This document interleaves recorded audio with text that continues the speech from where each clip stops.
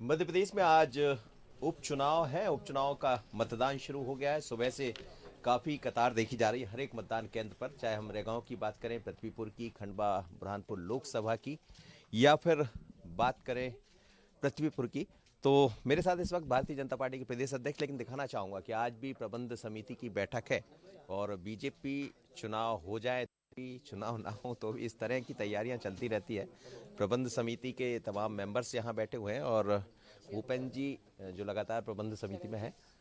पर आज क्या बीडी शर्मा जी है मेरे साथ, प्रदेश अध्यक्ष, कहाँ भारतीय जनता पार्टी, क्योंकि लोग तो घरों से निकल रहे हैं, दिखाई दे रहा है, तो जो आपने तैयारियां की थी वो समझ आ रही है? ये जो उपचुनाव में भारतीय जनता पार्टी के कार्यकर्ताओं ने जो अथक मेहनत बूथ बूथ पर की है और हर बूथ पर चुनाव जीतने का जो एक संकल्प लिया है, उसका परिणाम ये है कि आज अभी तक 33.62% मतदान अभी तक हो चुका है।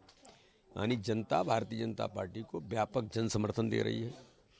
गरीब कल्याण की योजनाएं माननीय प्रधानमंत्री जी के नेतृत्व में और माननीय मुख्यमंत्री के नेतृत्व में, जिसमें हर घर में हर गरीब के जीवन बदलने का काम भारतीय जनता पार्टी की सरकार ने किया है। इन मुद्दों पर व्यापक समर्थन पहले भी था और आज जिस प्रकार का ट्रेंड हम देख रहे हैं, हम लोग नीचे भी, कार्यकर्ता भी, आप लोग भी देख रही होंगे, जनता का समर्थन भारतीय जनता पार्टी की ओर है और इस चुनाव को लोकसभा में और तीनों विधानसभा में ऐतिहासिक बहुमत से जीतेंगे। लेकिन दुर्भाग्य है कि पृथ्वीपुर के अंदर जो एक आतंक राज था, गुंडिज्म के आधार पर राजनीति करने वाले जो लोग थे, उनकी चूलें हिल गईं और वो गुंडागर्दी पर हमारे कार्यकर्ता हर बूथ पर तैनात हो गए। इनकी गुंडागर्दी नहीं चलेगी, लेकिन अभी भी वो कई स्थानों पर इस प्रकार का गुंडिज्म करने का प्रयास कर रहे हैं। लेकिन कार्यकर्ता मुस्तैद हैं और प्रशासन भी ऐसे लोगों को नहीं छोड़ेगा, इसलिए इस प्रकार की गुंडागर्दी नहीं चलेगी। खींच करके कांग्रेस के लोग गुंडिज्म करने का प्रयास कर लेंगे, जनता इसका बेहतर जवाब देगी। और पूरे इस चुनाव के अंदर जिस प्रकार से एक दलित महिला का अपमान, रेगांव की हमारी बेटी भारतीय जनता पार्टी की प्रत्याशी को कांग्रेस के लोगों ने जिस प्रकार से बदनाम करने का जो प्रयास किया, उसका जवाब भी रेगांव में और पूरे इस लोकसभा के और विधानसभा के चुनाव में जनता एक बेटी का अपमान का जवाब देने का काम भी इस चुनाव में बेहतर तरीके से करेगी।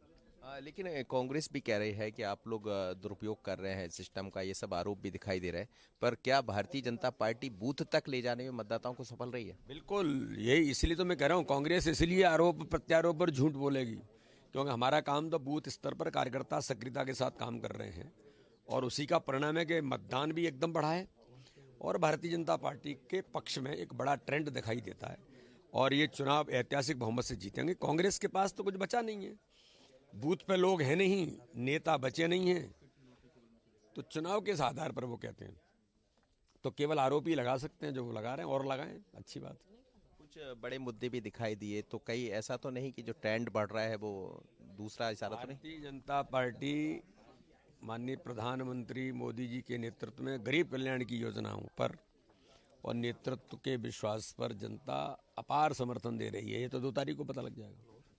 क्या लग रहा है आपको, जैसे 33% अभी दिखाई दे रहा है, तो देर शाम तक क्या भारतीय जनता पार्टी मानकर चल? 75-80% तक जाएगा मतदान और ये भारतीय जनता पार्टी के पक्ष में मतदान है।